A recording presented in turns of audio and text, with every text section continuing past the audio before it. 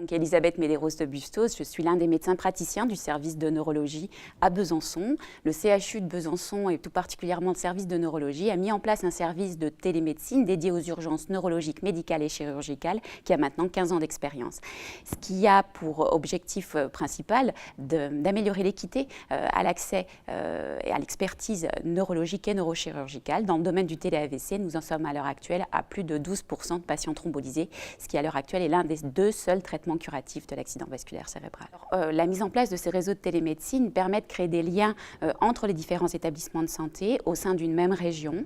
C'était précurseur par rapport au concept de GHT. À l'heure actuelle, on voit que ces systèmes de télémédecine ont tendance à collaborer entre eux et récemment, nous avons été sollicités par la Guyane qui vivait une véritable urgence sanitaire avec l'absence totale de neurologues sur le territoire et nous avons mis en place une collaboration entre nos 2 systèmes de télémédecine, ce qui permet en fait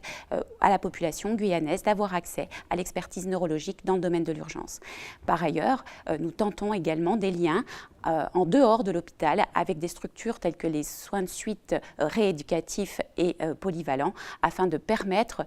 d'améliorer là encore le suivi des patients ayant des accidents vasculaires cérébraux après l'accident vasculaire cérébral. Les perspectives, il me semble que dans le domaine de la télémédecine, les projets sont nombreux, certains sont plus anciens, c'est le cas du télé-AVC en Franche-Comté, mais il existe également des projets plus nouveaux tels que la télégériatrie et la mutualisation de nos moyens à la fois techniques et à la fois humains permettrait justement d'optimiser et de renforcer tout le pan de la télémédecine au sein de la Franche-Comté, mais également en Bourgogne.